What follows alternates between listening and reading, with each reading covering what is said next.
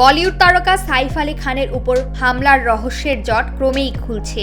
এই মামলায় ধরা পড়েছেন ৩০ বছর বয়সী শরীফুল ইসলাম শেহজাদ মোহাম্মদ রহিলা আমিন ফকির। গত বুধবার হামলার ঘটনাটি পুনর্নির্মাণ করতে আজ ভোরবেলায় অভিযুক্তকে সাইফ কারিনার বাসায় নিয়ে যাওয়া হয়েছে।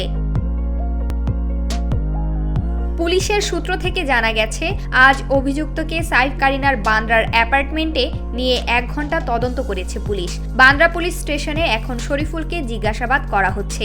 সাইফের উপর যে ছুরি দিয়ে হামলা করা হয়েছিল তার তৃতীয় টুকরা খুঁজে বার করার জন্য পুলিশ স্টেশনের বাইরে আনা হয়েছিল তাকে।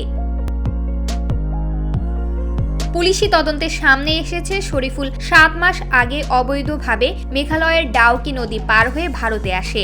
এক ডান্স বারে কাজ করত সে। প্রথমে চুরির পরিকল্পনা ছিল, কিন্তু পরে তার বদল করেন। সাইফ কারিনার ৪ বছরের ছেলে জেহকে পণবন্দি করে ১ কোটি টাকা আদায় করতে চেয়েছিল সে।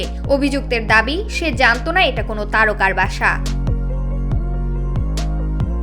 ধারণা করা হচ্ছে শরীফুল বাংলাদেশের নাগরিক। অভিযুক্তের মুঠোফোন তদন্ত করে জানা গেছে, বাংলাদেশের বেশ কিছু নম্বরে ফোন করেছিল শরীফুল। পরিবারের সঙ্গে মোবাইল অ্যাপের মাধ্যমে যোগাযোগ রেখেছিল সে। শরীফুল ভেবেছিল রাতারাতি অনেক টাকা উপার্জন করে বাংলাদেশে আবার ফিরে যাবে, আর তাই বান্দ্রার অভিজাত এলাকাকে বেছে নিয়েছিল সে।